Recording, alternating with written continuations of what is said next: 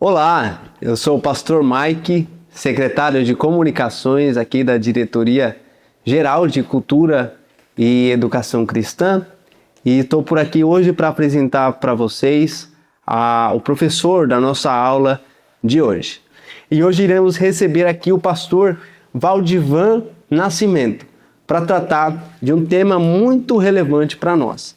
O pastor Valdivan Nascimento, ele é superintendente regional da região Nordeste 1, faz parte do Conselho Geral da nossa igreja e também é pastor presidente do campo de Feira de Santana, na Bahia. O pastor Valdivan é teólogo, geógrafo, psicólogo e mestre em ciências das religiões. Ele também está agora doutorando em psicologia. O pastor Valdivan é casado com a Daílza Nascimento e são pais de Caio Felipe e Carlos Juliano. O pastor Valdivan vai tratar hoje de um assunto muito importante, que é o papel da IAB diante de uma geração ansiosa e emocionalmente exausta. Então, você que está acompanhando aí a nossa escola de ministérios, preste muita atenção nessa aula, anote, tome nota de tudo que tem sido dito aqui, acompanhe aí no material didático para que você possa não perder nada daquilo que está sendo falado aqui e aplicar no seu ministério aquilo que está sendo ensinado. Vamos então para a nossa oitava aula, oitavo encontro. Antes eu quero orar por você, abençoar aí este encontro e logo após o pastor Valdivan estará com a palavra para poder lecionar a matéria de hoje. Senhor nosso Deus, nosso Pai, obrigado, Senhor, por mais um encontro da nossa escola de ministérios. Nós pedimos ao Senhor que o Senhor abençoe a cada aluno que está aqui, Senhor Deus Pai, estudando, Senhor Deus Pai, esse curso tão abençoado, importante e relevante para nós. Que possamos, Pai, ser uma igreja viva que atende o chamado, o ministério que o Senhor confiou a cada um de nós. Abençoe o professor, em nome de Jesus assim nós te pedimos e te agradecemos. Amém. Então, vamos lá para o nosso oitavo encontro. Tenham todos uma excelente aula.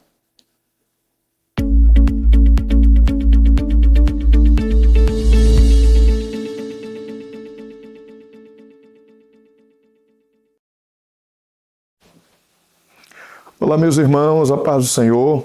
Nós estamos aqui para mais uma aula da nossa escola de ministérios, essa oportunidade de Deus que o Avivamento Bíblico nos oferece para um tempo de capacitação, de crescimento ministerial. E eu quero hoje conversar contigo a respeito do tema o papel da IEAB, a Igreja Evangélica Avivamento Bíblico, diante de uma geração ansiosa e emocionalmente exausta. Nós vivemos numa era que podemos chamar de paradoxal, porque nunca a humanidade teve tanto acesso à informação, tecnologia e também conforto material, mas também nunca se sentiu tão vazia, tão sem sentido, ansiosa e emocionalmente exausta. Essa geração tem sido chamada de geração ansiosa, uma geração marcada por profunda solidão, feridas emocionais que muitas vezes sangram em silêncio. E diante desse cenário, nós como Igreja de Cristo, nós precisamos ter respostas para essas questões emocionais e existenciais que são urgentes. E a nossa proposta, então, é pensar como o avivamento bíblico ele se apresenta diante dessa situação, esta igreja que entende que não deve oferecer apenas um paliativo, mas, à luz das Escrituras, oferece uma cura integral para a saúde emocional, a cura interior e uma espiritualidade prática e genuína, para que possamos viver de forma saudável, tanto física, emocional como espiritualmente. E eu quero ler de início 2 versículos bíblicos. Primeiro, no livro do profeta Isaías, no capítulo 26, o versículo 3, que diz assim: Tu, Senhor, conservarás em paz aquele cujo propósito é firme, porque ele confia em ti. Tu conservarás em perfeita paz. E um outro versículo, agora em Filipenses, no capítulo de número 4, o verso 7, que diz: E a paz de Deus, que excede todo o entendimento, guardará o vosso coração e a vossa mente em Cristo Jesus. Nós temos aqui, então, dois textos bíblicos que nos falam a respeito da plena paz, da perfeita paz que Deus tem para todos aqueles que confiam nele, para aqueles que esperam nele. E Paulo diz, escrevendo aos Filipenses, que a paz de Deus, ela excede toda a compreensão humana e ela é poderosa para guardar pensamentos e também sentimentos. Por isso nós entendemos que o que a igreja tem a oferecer não é apenas uma teologia, não apenas um discurso, mas um acolhimento pastoral, movido pelo Espírito Santo, que restaura vidas e confere paz àqueles que, de fato, buscam ao Senhor. Então nós entendemos que a nossa missão é responder a essas dores contemporâneas com essa verdade bíblica, verdade que liberta, verdade que cura. Portanto, eu convido você a pensar um pouco a respeito de como a igreja, como agente de transformação de Deus, por meio da palavra, pode trazer cura e paz para uma geração que clama por descanso e por significado. Em primeiro lugar, eu quero destacar o papel da igreja de reconhecer as dores contemporâneas à luz da Bíblia. Então, a ansiedade, por exemplo, não é um pecado, não é uma doença do século XXI. Embora tenha se tornado uma epidemia em nossa geração, mas a Bíblia já tratava desse mal há milênios. O salmista Davi, por exemplo, em mais de uma circunstância, ele relata no livro de Salmos momentos de angústia, de profunda dor, onde ele derramava a sua alma diante de Deus.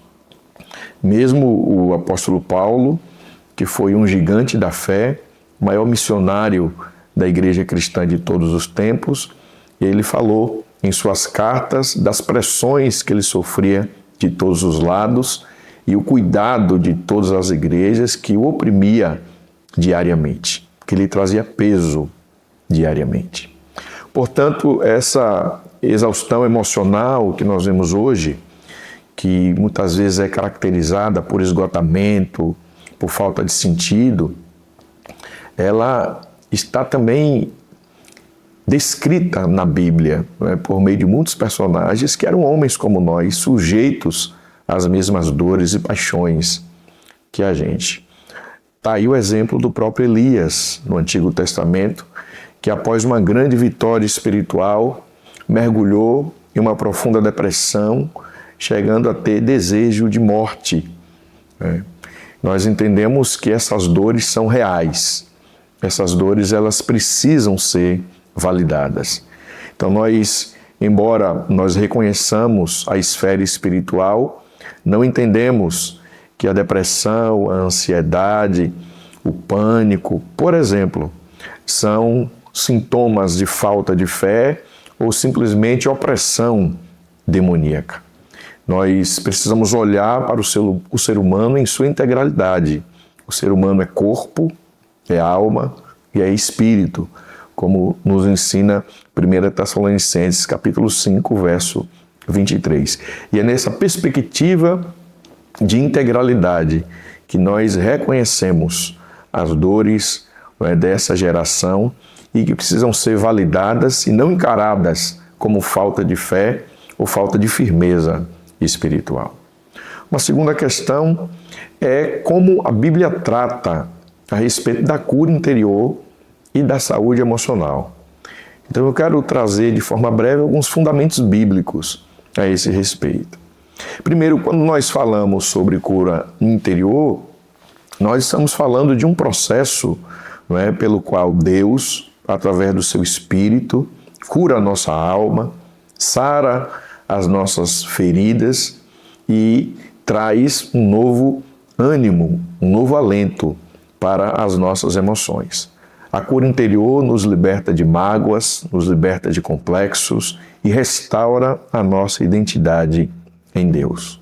Então, o objetivo primário da cura interior é estender o senhorio e o poder da cura de Jesus Cristo ao nosso passado, ao nosso presente, ou seja, afetando a nossa experiência pré e pós-conversão também, e nos libertando de qualquer cativeiro emocional que nos aprisiona. Então, é impossível falar de avivamento genuíno sem falar de restauração da alma. O trabalho de Jesus Cristo na nossa vida, ele é completo, é integral. Por isso, nós cremos que Deus, ele salva o nosso espírito, mas ele também cura a nossa alma e, por fim, vai também restaurar o nosso corpo, nos dando um corpo glorificado. E nesse processo de cura interior, é preciso falar sobre a renovação da mente. Olha, a psicologia moderna descobriu o poder das memórias, o poder dos traumas na formação da personalidade, mas a Bíblia já nos apontava, bem antes disso, para a importância da renovação da mente.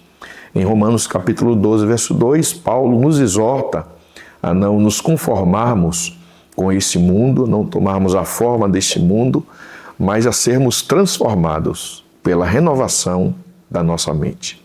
E essa renovação é o cerne da cura interior. Então não se trata apenas de fazer alguns ajustes emocionais, mas de permitir que a verdade, que é a palavra de Deus, a verdade que é Jesus Cristo, ocupe o lugar da mentira, de pensamentos equivocados que foram semeados em nosso coração ao longo da nossa vida. E é nesse momento que Deus, ele muda os nossos pensamentos, trazendo sobre nós uma nova perspectiva de vida e formando uma base emocional para que nós possamos viver agora à luz da verdade das Escrituras, a verdade que liberta. E esse é o terceiro tópico aqui dentro dessa cura interior que eu quero destacar. Jesus declarou em João 8,32: e conhecereis a verdade, e a verdade vos libertará. Então, a verdade que liberta é um fator preponderante para a cura emocional. Após a queda, o ser humano sente e se comporta baseado no que ele acredita. Então, o seu conjunto de crenças está fundamentado em quê? Em traumas, em rejeição e medo. E, portanto, o seu comportamento será equivocado, disfuncional e muitas vezes doentio. Porém, quando esse ser humano encontra a verdade por meio do conhecimento da palavra, a sua alma é restaurada, os seus maus hábitos são confrontados, os seus traumas são tratados e, por isso, o seu estilo de vida agora é substituído por um estilo saudável, conforme o exemplo de Jesus, conforme aquilo que nos ensina a Santa Palavra. E nesse caminho para uma vida emocional e espiritual saudável, nós como igreja, nós compreendemos a importância dessa integração entre a fé e o cuidado pessoal. Essa é uma espiritualidade prática que nos conduz para uma vida saudável, tanto do ponto de vista da alma, como do corpo, como do espírito. Então veja, a importância do autocuidado.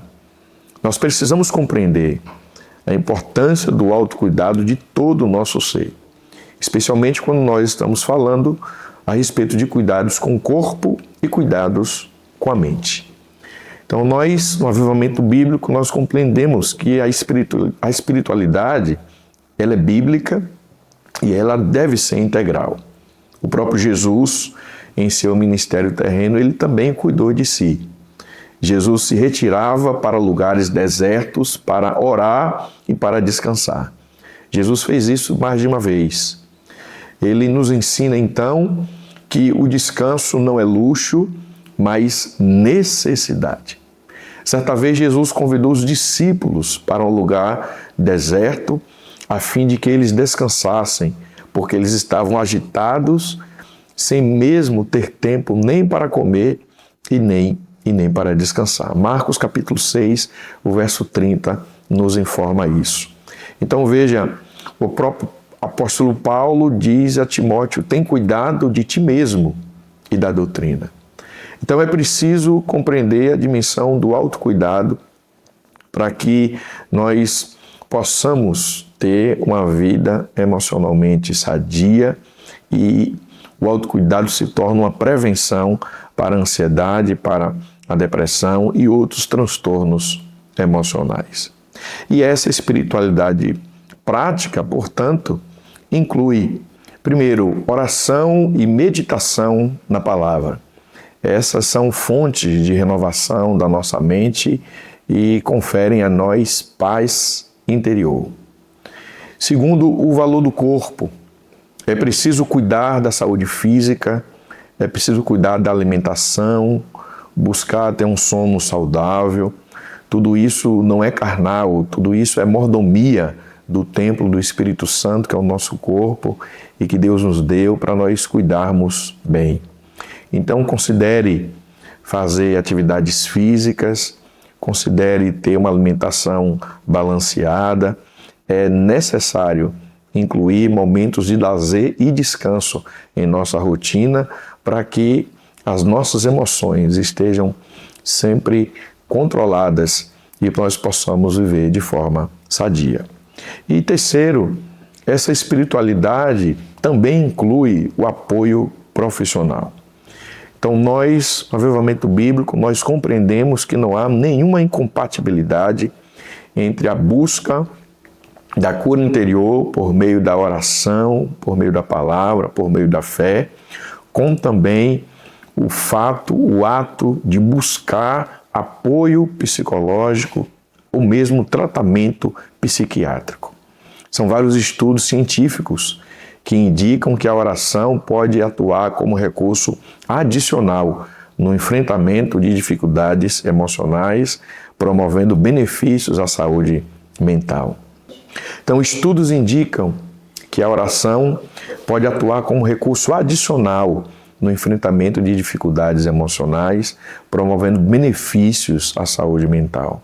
No entanto, ela não substitui a necessidade de intervenções profissionais em casos de transtornos mentais.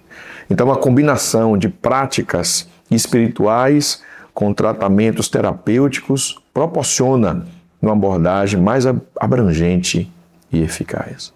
E, por fim, eu quero falar sobre o acolhimento pastoral e o cuidado da igreja como comunidade terapêutica. O papel da igreja como comunidade terapêutica.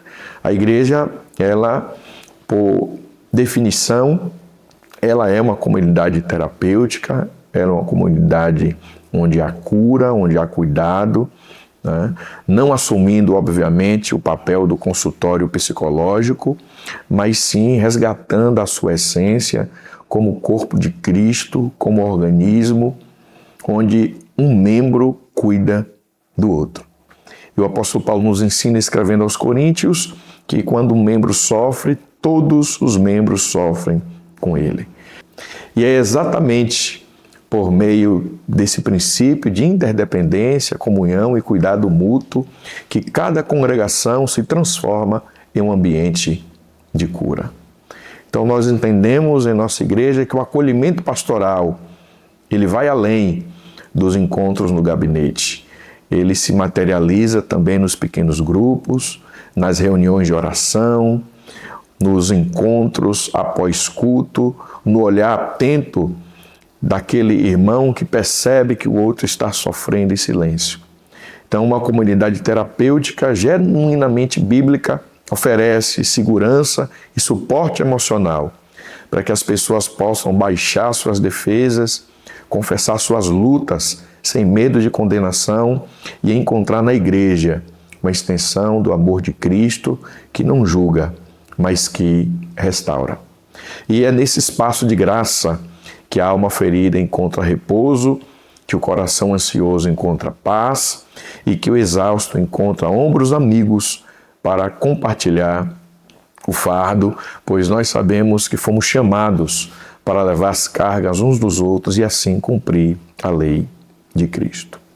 E por fim, eu quero lembrar do papel do Espírito Santo como agente de restauração da nossa alma. O Espírito Santo é o Consolador amado, o Paráclito divino, o outro Consolador que Jesus disse que enviaria para estar conosco. Ele disse: não deixarei vocês órfãos nem sozinhos. O Espírito Santo, Consolador, estará com vocês. E o Espírito Santo é quem conduz todo esse processo de cura e traz esse acolhimento divino, diante das nossas dores e diante das nossas feridas. Então, esse Espírito Santo é quem sara o coração quebrantado, é Ele quem convence do pecado, é Ele que nos guia a toda a verdade, é Ele que nos conduz o fruto do Espírito, que é amor, que é alegria, que é paz, longanimidade, bondade, benignidade, fidelidade, mansidão e domínio próprio. Note que o fruto mencionado é alegria, é paz. Então, onde o Espírito Santo age, ele produz saúde emocional. Portanto, para concluir, essa geração ansiosa e emocionalmente exausta não precisa apenas de respostas prontas. Precisa de um encontro genuíno com Deus vivo. E a igreja se propõe, então, a não ser um tribunal de julgamento, mas um hospital. Cada pastor se propõe a ser não um gerente, mas um pai espiritual. E o avivamento bíblico tem muito a oferecer a essa geração porque possui a mensagem certa, a mensagem do Evangelho, porque possui o agente restaurador das nossas emoções, que é o Espírito Santo. E é essa visão do cuidado pastoral que nós apresentamos como resposta às dores contemporâneas, para que cada pessoa possa viver de forma liberta, debaixo do poder restaurador do Espírito Santo. Que Deus abençoe você, abençoe a sua família, em nome de Jesus.